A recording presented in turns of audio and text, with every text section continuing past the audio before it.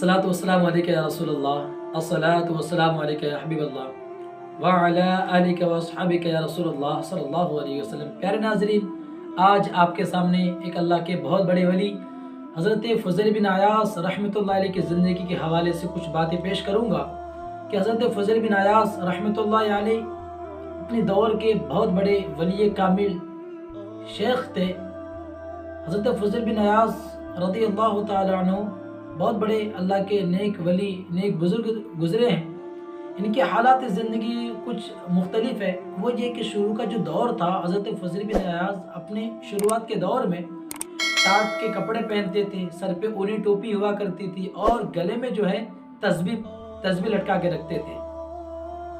और हज़रत फ़ुज़ैल बिन अयास अपने दौर में शुरुआत के दौर में उनका एक पूरा ग्रुप था, डाकुओं का पूरा ग्रुप था, पूरी डाकुओं की एक टीम थी। उस पूरी टीम तमाम डाकुओं के सरदार हज़रत फ़ुज़ैल बिन अयास थे। हज़रत फ़ुज़ैल बिन अयास एक डाकुओं से अल्लाह के वली कैसे बने, इंशाल्लाह आज आपके सामने वो चीज़ें मैं पेश करूंगा।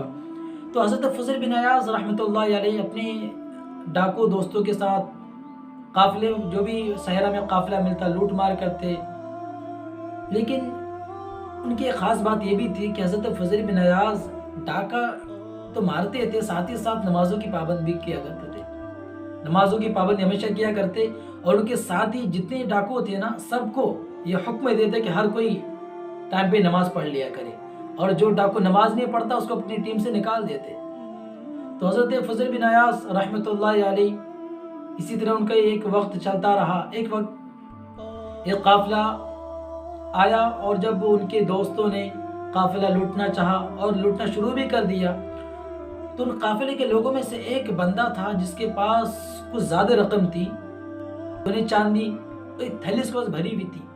वो सोचा किसी तरह से अगर मैं इस अपनी थैली को कहीं छुपा दूं तो मैं बाद में ले सकता हूँ। तो वो शख्स एक जंगल के अंदर गया ना, तो क्या देखता है कि एक अल्लाह के वली, एक बहुत अच्छे बुजुर्ग हैं, मुसल्ला बिछा के उस पर बैठे हैं और तस्बीह पढ़ रहे हैं, अल्लाह अल्लाह कर रहे हैं। वो उस बंदे को थोड़ा सुकून मिला और उसने अमानत के तौर पर अपने जो उसके पास रकम की जो थैली थी उस अल्लाह के वली को दे दिया अमानत के तौर पर और अपने काफिले में चला गया। कुछ वक्त के बाद जब पूरा काफिला लौट गया तो जितने डाकू थे सबके सब बैठे हुए हैं और बीच में हज़रत फ़ुज़ैल बिन अयास बैठे हैं और तमाम डाकुओं को, अपने तमाम साथियों को पैसे तकसीम कर रहे हैं, माल तकसीम कर रहे हैं। उस बंदे ने जब देखा, अरे यार ये क्या हो गया, ये तो वही शख्स है, ये तो वही बुजुर्ग हैं जिनको मैंने अल्लाह का वली समझकर अमानत के तौर पर, जिन्हें मैंने पैसे रखने के लिए दिया था अमानत के तौर पर, लेकिन ये तो मैंने क्या कर दिया, ये तो मैंने अपने पैसे डाकुओं के हाथ में दे दिया, ये मैंने कितनी बड़ी मैंने बेवकूफ़ी की। हज़रत फ़ुज़ैल बिन अयास ने जब उस बंदे को देखा, करीब बुलाया, आओ करीब आओ, कहा यहाँ क्यों आए हो। उस बंदे, वो तो बड़ा डर रहा था, लेकिन डरते डरते उस बंदे ने कहा कि मैंने कुछ रकम की थैली जो आपको मैंने दी थी वो लेने के लिए आया हूँ। तो हज़रत फ़ुज़ैल बिन अयास फरमाने लगे कि जहाँ तुमने जहाँ पे रकम की थैली रखी थी, जहाँ वहीं पे जाके ले लो। वो बंदा बड़ा खुश हुआ, गया अपनी उस रकम की थैली को लिया और वापस चल पड़ा अपने घर की तरफ। अब हज़रत फ़ुज़ैल बिन अयास रहमतुल्लाह अलैह के जो साथी, जो डाकू दूसरे थे, वो कहने लगे, ए अयास, ए फ़ुज़ैल, ये तुमने क्या कर दिया, इतनी कीमती रकम थी, हम आपस में बांट सकते थे ना, तुमने इस बंदे को वापस क्यों कर दिया। तो हज़रत फ़ुज़ैल बिन अयास कहने लगे, ए मेरे साथियों, उस बंदे ने, उस शख्स ने मुझ पे भरोसा किया और मुझ पे भरोसा करके उसने अपनी अमानत मुझे दे दी और मुझे अल्लाह पे भरोसा था।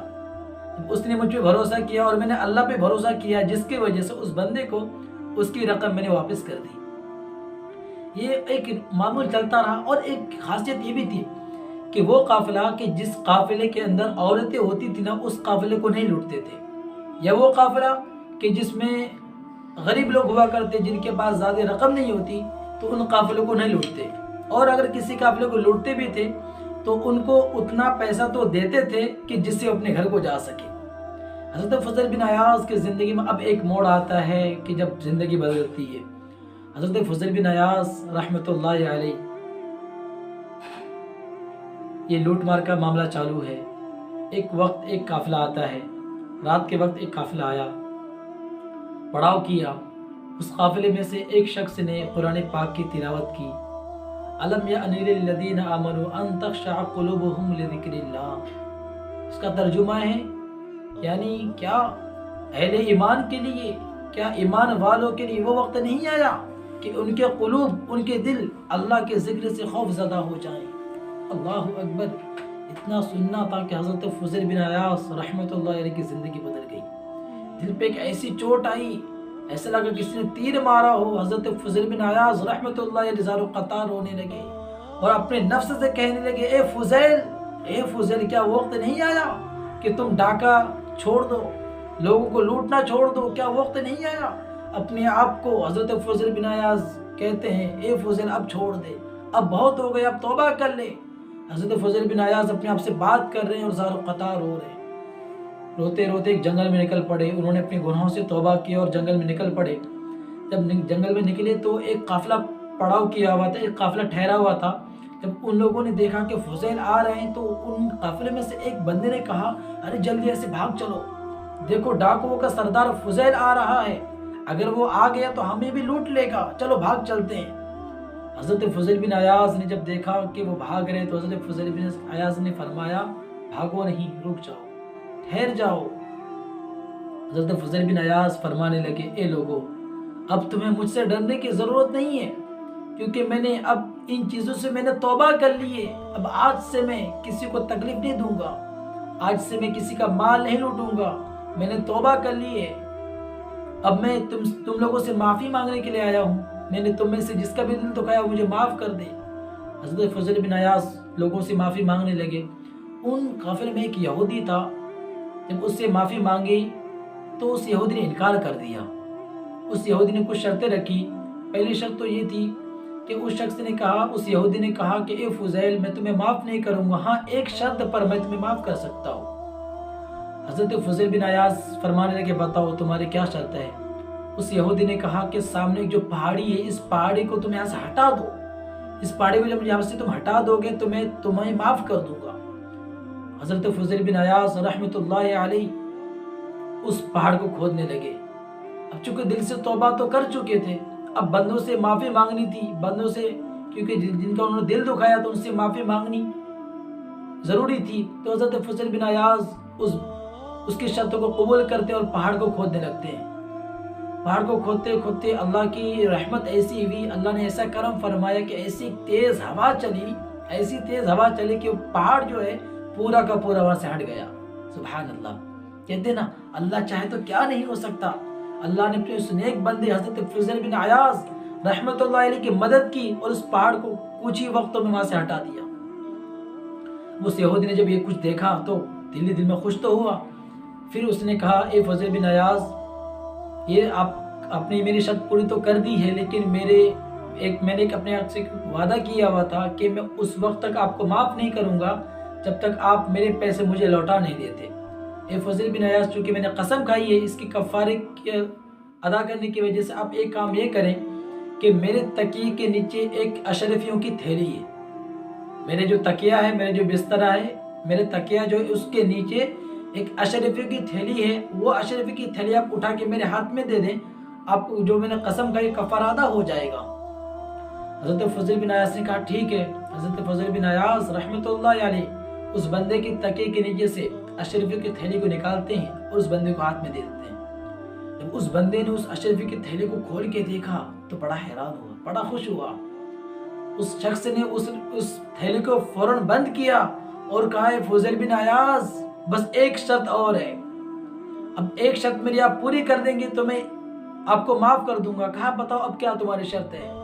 اس شخص نے کہا، اے فضیل بن عیاض، آپ مجھے کلمہ پڑھا کر مجھے مسلمان کر لیجئے، اگر آپ کلمہ پڑھا کر مجھے مسلمان کر لیں گے تو میں آپ کو معاف کر دوں گا۔ سبحان اللہ! حضرت فضیل بن عیاض رحمۃ اللہ علیہ اس بندے کو کلمہ پڑھاتے مسلمان کر لیتے ہیں، وہ یہودی مسلمان ہو گیا۔ اب کہتا ہے، اے فضیل بن عیاض، میرے ایمان لانے کی وجہ یہ ہے کہ میں نے ایک تورات میں پڑھا تھا کہ جو سچے دل سے توبہ کرتا ہے، سچے دل سے توبہ کرنے والا اگر مٹی کو اگر ہاتھ لگا دے تو مٹی سونا بن جاتی ہے۔